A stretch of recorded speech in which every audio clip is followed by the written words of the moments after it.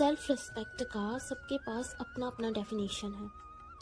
असल में हम सभी की अपनी अपनी पर्सनैलिटी है और जब हम अपने यूनिकनेस में रहना चाहते हैं फिर हम कॉम्प्रोमाइज़ नहीं करते। हम खुद के प्रति और ज़्यादा नहीं सुन सकते और ना ही सह सकते हैं। उस वक्त हमारा जो भी एक्शन होता है वो सेल्फ रिस्पेक्ट के दायरे में आता है। Self respect is like our own real self, जहाँ हम अपने यूनिकनेस को नहीं छोड़ते हैं।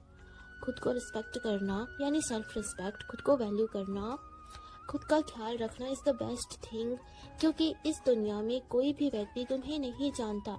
सब तुम्हारे एक एक हिस्से को, एक एक पार्ट को जानते हैं। तुम्हें सोचो, हमारे पेरेंट्स हमें एज अ बच्चा ही जानते हैं, दोस्त हमें दोस्त जैसे ही पहचानते हैं, हमारे भाई बहन हमें अलग रूप में देखते हैं। तो ऐसे ही सारे रिश्तों में जैसे हम होते हैं उनके साथ, उस वक्त उसी हिस्से को वो जानते हैं।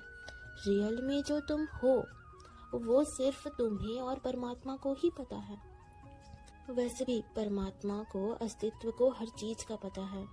हर चीज परमात्मा की मर्जी से ही है।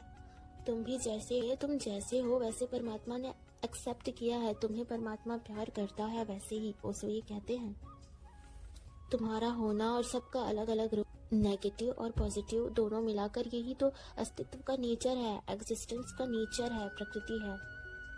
तो लव योर सेल्फ।